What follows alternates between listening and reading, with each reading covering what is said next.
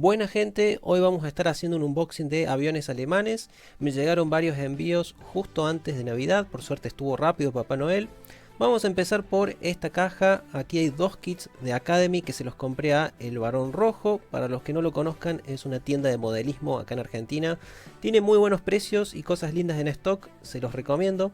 Empezamos por el FW190. Nosotros habíamos visto el FW190 D9, pero este es el A6 o A8, que como pueden ver es distinto. El D9 tiene un perfil más delgado, así que venía buscando este kit hace rato.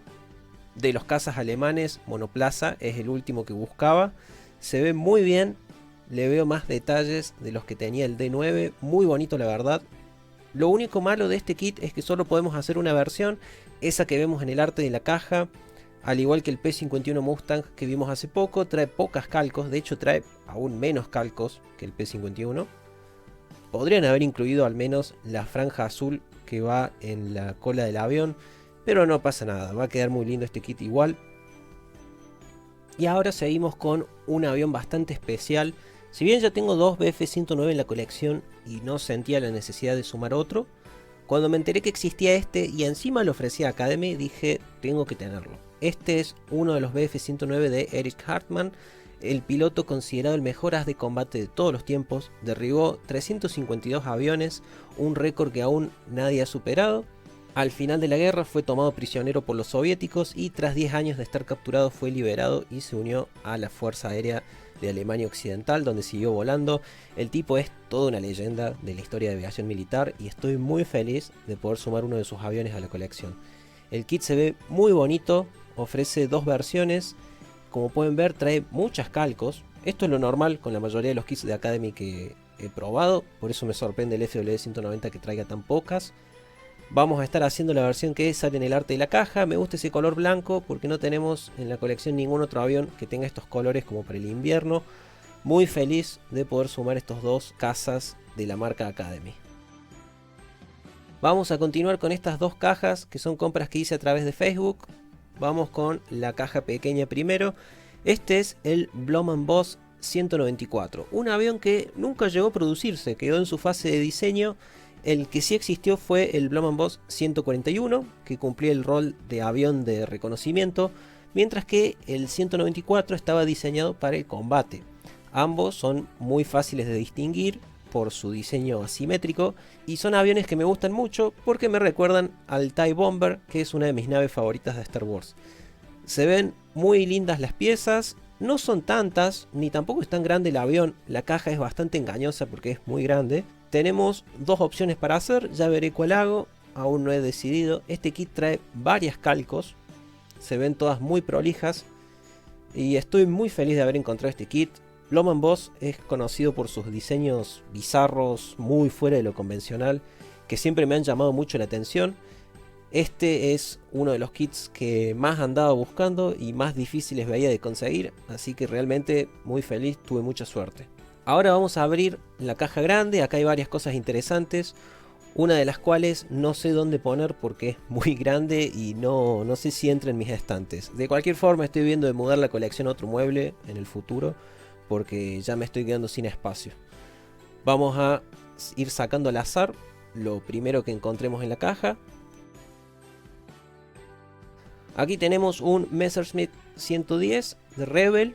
Al fin conseguí un 110, no lo veía a la venta por ningún lado hace rato. Está raro este diseño de la caja, se nota que es muy viejo. A ver, veamos qué es todo esto que trae adentro. ¿Qué dice acá? 1977. Buah, era bastante viejo. Sí, miren esto. Es una antigüedad.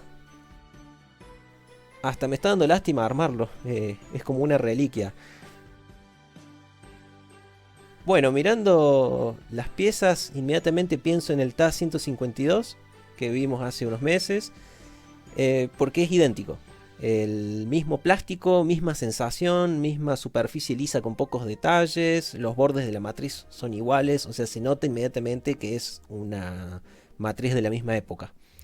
Si bien está bastante liso los detalles, por ejemplo con el TAS 152 lo disfruté un montón, el armado fue divertido y este plástico es uno de mis favoritos de los que he encontrado en los kits. No sé cómo explicarles, se siente muy bien, se siente de mucha calidad al manipularlo. Esta pieza parece una base de display, ya veremos.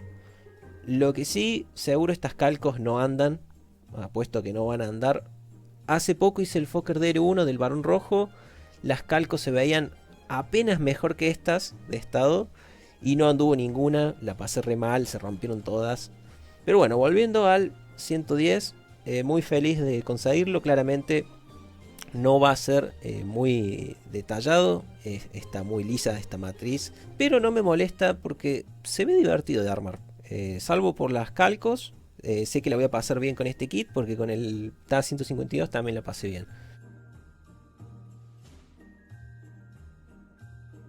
Ahora vamos con otro Messerschmitt, el 410, también de la marca Rebel. Acá las calcos se ven un poquito mejor. Ofrece dos versiones para hacer, pero me encuentro de nuevo con el peor plástico que he visto en maquetas. Este plástico verde que usa Rebel, que lo vimos cuando hicimos el video del Ju-88. También vino con las piezas así sueltas en una bolsita. Qué plástico choto, no me gusta para nada. Es el plástico más berreta que se puedan imaginar.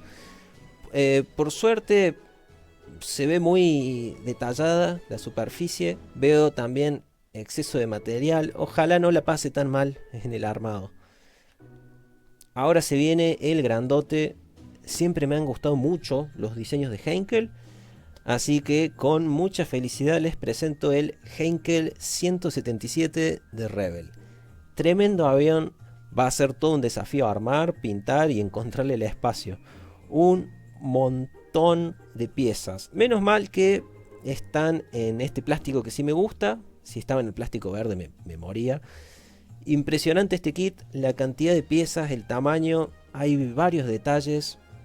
Me asusta, pero a la vez me dan muchas ganas de empezarlo. Tengo varios bombarderos pendientes, así que seguro en algún momento les tire una votación o algo así para que elijan con cuál seguimos primero.